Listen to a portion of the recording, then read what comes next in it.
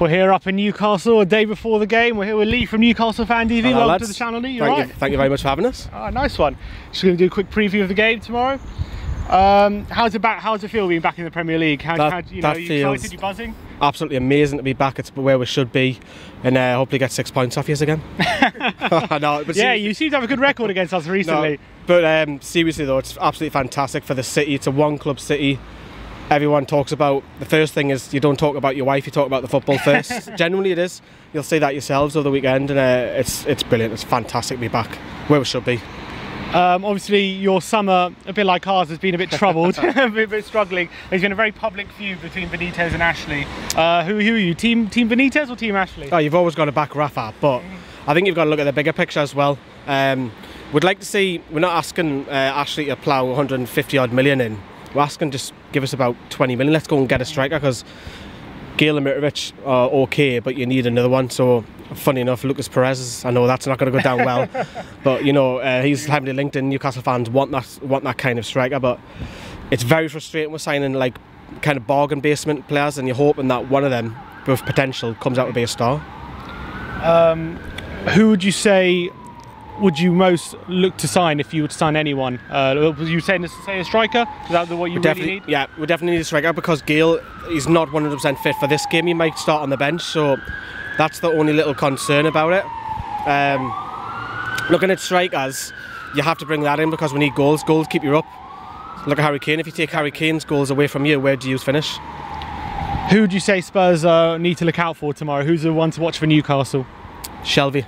John Joe Shelvey. Yeah, definitely. If you stop Shelvey playing, you'll stop Newcastle playing. Everything goes through him. So what he does, he picks the ball off your centre back, and then he'll look for Atsu and Richie runners. He'll spray it, and if that doesn't work, he's got a licence. We'll notice it over pre-season where he'll push a little bit further forward. So you're probably looking at who's starting for you, Dembele or Wanyama. One of them will probably be sitting on him, and also I know he's got a massive problem at right back. So whether you just play the wing back system or the 4-4-2.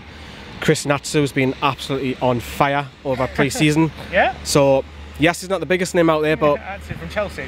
Yeah. So keep an eye out for him. He's been phenomenal pre-season. So we'll get the ball to him, whoever your makeshift right back is, and pray to God it's Sissoko. What do you reckon of the signings you have made? So obviously you just mentioned Atsu. There's also Jacob Murphy, I believe, and Manquillo from another player from Sunderland you signed. I'm not sure about that one. Manquillo's got a point to prove. I think one you want to watch out for is Florian Lejeune. We signed him from Eibar. Centre back, right? Centre back, didn't make the grade at Man City, but his touch is unreal. You can like bring the ball from like 20 yards from the end, just drop it and casually have it under control.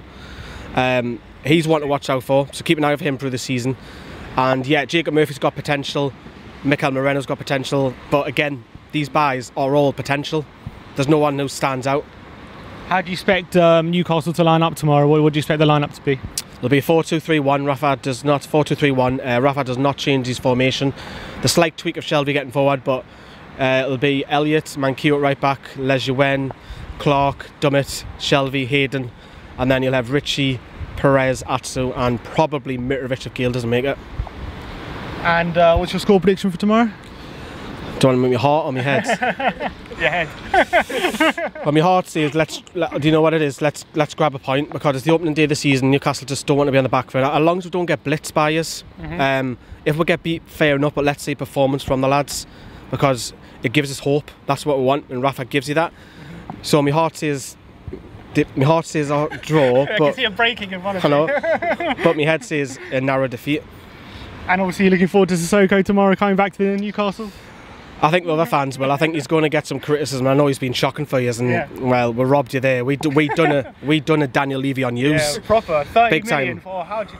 One thing I've got to ask about Sissoko is was the main criticism he had at Newcastle in terms of lack of effort or lack of quality? Because there was a player there, right? But the biggest thing was he just didn't give a crap, basically. I think what knocked Newcastle fans is he's got a bit of talent, and to be fair, he's not a right midfielder, so he doesn't play there.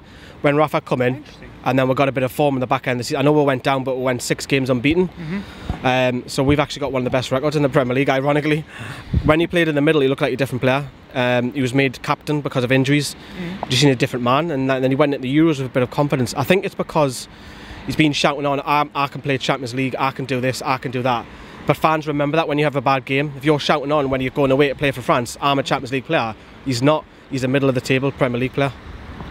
And so you, also another former Spurs player who's now at Newcastle is DeAndre Yedlin. Yeah. Is he not going to play tomorrow? How's he been getting on? He's really well liked up here. Yeah. He's really come on. I know you couldn't get ahead of Walker and who was it? Trippier. You signed him. Then he was loaned out in Sunderland, and when he first come, I was like, there's one of them. But we're in the Championship, and he gives us the dimension, because if Yedlin was fit, he's going to be a massive miss, because what Richie does, he comes off the wing, then Yedlin just bombs on down that over flank, and we're going to miss that. But we'll hopefully man Q. But Yedlin, he's a fan favourite up here, because off the field as well, he's daft as a brush. Well, that pretty much sums it up. All right. Thank you very much for having us on. Buzzing for tomorrow. So, Come on, you Spurs.